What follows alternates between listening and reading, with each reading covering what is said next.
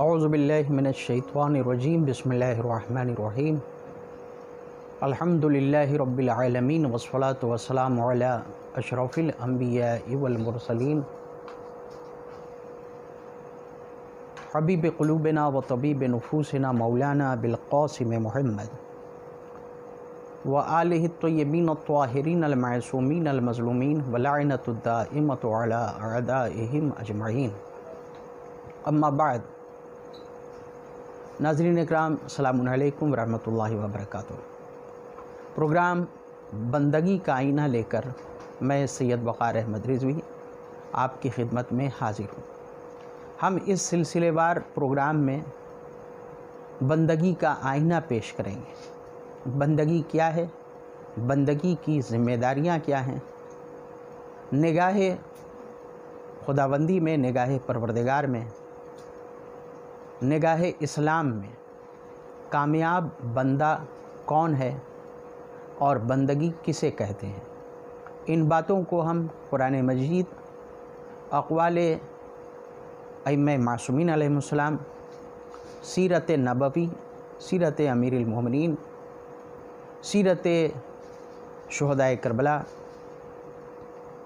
अहादीस के किताबों से, मसलन उसूल काफ़ी, इस्तिफ़सार, तहज़ीब, मल्ला यज़रुल फ़क़ीह वग़ैरह से जहाँ तक मुमकिन हुआ, और उसके अलावा अमीरुल मोमिनीन हज़रत अली अलैहिस्सलाम के ख़ुतबात, मकतूबात और कलिमात क़िसार का मजमुआ नहजुल बलागा से भी हम बंदगी का आईना पेश करेंगे। आज हम गुफ्तगू का आगाज़ करते हैं मारिफ़त परवरदिगार से, क्योंकि बग़ैर खुदा की मारिफ़त के न ज़िंदगी का कोई तसव्वुर है, न बंदगी का कोई तसव्वुर है। हम इस कायनात में मखलूक़ हैं, हम मुमकिनुल वजूद हैं। हमारी ताकत, हमारी कुदरत आर्ज़ी है, वक्ती है। हम कल नहीं थे, आज हैं, कल नहीं होंगे, और आज जो हैं उसमें भी हमारी ताकत बहुत महदूद है। हमारी नातमानी, हमारी मजबूरियाँ बहुत ज़्यादा हैं। अज़ीज़ान मोहतरम, सबसे पहली ज़रूरत बंदे की ये है कि वो पहचाने कि उसको किसने पैदा किया है, क्यों पैदा किया है और किस लिए पैदा किया है। ये इतनी बड़ी वसीओ अरीज़ कायनात, ये ज़मीन, ये आसमान, ये चाँद, सूरज, ये चरिंद परिंद, ये समंदर, ये लहलहाते हुए सब्ज़े, इस पूरी कायनात को देखने के बाद और फिर उसके अंदर अपने आप को देखने के बाद, जो अपने अंदर सिमटी हुई कायनात है वो इस बाहरी कायनात से कहीं ज़्यादा बड़ी है। हमारे अंदर मानवियत है, एहसास है, मोहब्बत है, उल्फत है, बुरी चीज़ों से नफ़रत और अदावत है, हमारे अंदर आपस के रिश्ते हैं, हमारी याददाश्तें हैं, हमारी कस्बे इल्म की हमारी तमन्ना और तड़प वग़ैरह वग़ैरह, जिसको बयान नहीं किया जा सकता। हमारे अंदर की दुनिया बाहर की दुनिया से कहीं ज़्यादा बड़ी है। तो अज़ीज़ान मोहतरम, इस बाहरी कायनात को और फिर अंदरूनी कायनात को देखने के बाद हर बंदे के जहन में ये सवाल पैदा होता है कि इस पूरी कायनात को परवरदिगार आलम ने क्यों पैदा किया, और फिर उसके अंदर हम इंसान को अशरफुल मखलूक़ात के तौर पर और इतनी सारी तवानाइयों से आरास्ता व पैरास्ता करके खुदावंद आलम ने इस दुनिया में हमें क्यों भेजा। और इस हकीकत से इनकार नहीं किया जा सकता है।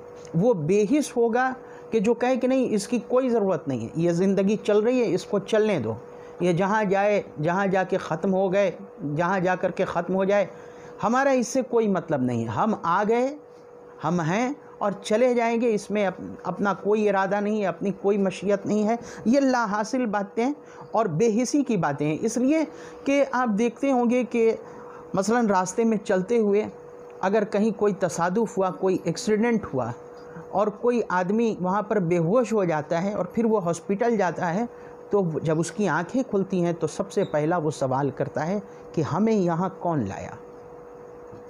फिर उसके बाद वो कि हम यहाँ कब तक रहेंगे, हम यहाँ से कब जाएंगे, ہمارا یہاں آنے کا مقصد کیا ہے؟ یعنی انسان کے ذہن میں بہرحال یہ تجسس بھرا یہ سوال پیدا ہوتا ہے، یہ انسان کے ذہن میں تجسس رہتا ہے، اس بات کا سوال رہتا ہے کہ ہم جہاں ہیں وہاں کون لایا، وہاں رہنے کا مقصد کیا ہے، اور پھر وہاں کب تک رہیں گے، ہم یہاں سے کب کوچ کریں گے۔ اسی طرح عزیزان محترم، جب اس کائنات میں انسان ہے تو یہ سوال لازمی ہے کہ ہمیں یہاں کون لایا، وہ کون سی طاقت ہے، وہ کون سی قدرت ہے جو ہمیں یہاں لے کر کے آئی ہے۔ دوسری دلیل اس بات پر کہ ہمیں خداوند عالم کو پہچاننا چاہیے، اس کی معرفت حاصل کرنی چاہیے، وہ یہ کہ فرض کیجئے ہم کسی میزبان کے یہاں جاتے ہیں، ہم اس کے یہاں رہتے ہیں اور وہ ہمارے لیے دسترخوان بچھاتا ہے اور وہ ہمارا خیال رکھتا ہے، ہماری ضروریات کا سامان فراہم کرتا ہے، تو ہمارے اندر اس بات کا احساس پیدا ہونا لازم ہے کہ ہم آداب میزبانی کا خیال رکھیں، ایسا کوئی کام نہ کریں کہ جس سے ہمارا میزبان ناراض ہو۔ ہم اس کی خوشی کا خیال رکھیں، اس کے آداب کا خیال رکھیں، کن باتوں سے اسے نفرت ہے، کون سی باتیں وہ پسند نہیں کرتا ہے، ان سب باتوں سے ہمیں بچنا ضروری ہے۔ جب عزیزان محترم یہ فطرت کا تقاضا ہے کہ ہم اپنے میزبان کا شکریہ ادا کریں، اس کی دل آزاری نہ کریں، ایسا کوئی کام نہ کریں کہ جس سے اسے تکلیف ہو، جس سے وہ ناراض ہو، تو پھر اس وسیع و عریض کائنات میں جو پروردگار عالم نے انواع و اقسام کی غذاؤں کا دسترخوان بچھایا ہے، طرح طرح کی نعمتوں کا دسترخوان بچھایا ہے، ہمیں اس بات کا خیال رکھنا ضروری ہے کہ میزبان حقیقی جو سب سے بڑا میزبان ہے وہ ہم سے چاہتا کیا ہے، وہ کون سی باتیں ہیں جس سے وہ خوش ہوتا ہے، وہ کون سی باتیں ہیں جس سے وہ ناراض ہوتا ہے، یہ ہمارے لیے یہ جاننا ضروری ہے۔ ہم صرف یہ بات کہہ کر کے نہیں گزر سکتے کہ وہ رگ گردن سے زیادہ قریب ہے تو وہ ہمیں دیکھ رہا ہے، ہمیں سمجھ رہا ہے، اور کچھ زیادہ سوچنے کی ضرورت نہیں ہے، بس اللہ اللہ اللہ اللہ کرتے رہو کافی ہے۔ یہ بالکل ویسے ہے اللہ اللہ کرنا بغیر معرفت کے، بغیر اس کی مرضی کو سمجھے ہوئے، بغیر اس کی خوشنودی کو سمجھے ہوئے، بغیر اس کے احکام کو سمجھے ہوئے اللہ اللہ کہنے کا کوئی مطلب نہیں ہے۔ اللہ ہماری رگ گردن سے بھی زیادہ قریب ہے، لیکن ہم اس سے کتنا دور ہیں یہ سوچنے کی بات ہے۔ وہ ہماری رگ گردن سے زیادہ قریب ہے، اس کا مطلب یہ نہیں ہو گیا کہ ہم بھی اس کے بہت زیادہ قریب ہیں، ورنہ پھر ہر نماز میں جو ہے یہ نیت کرنے کی ضرورت نہ ہو کہ نماز پڑھتا ہوں میں مثلا صبح کی 2 رکعت واجب قربتاً اللہ، ارے جب قربتاً ہے ہی تو قربتاً کہنے کی ضرورت کیا ہے؟ اس کا مطلب یہ ہے کہ نہیں، حضور ذہنی پیدا کرو، خوشنودی پروردگار کے لیے نماز پڑھو۔ اگر دکھانے کے لیے نماز پڑھو گے یا اس بات کا ارادہ کیے بغیر کہ ہم خوشنودی پروردگار کے لیے نماز پڑھیں تو تم نماز پڑھ کے بھی خدا سے دور رہو گے۔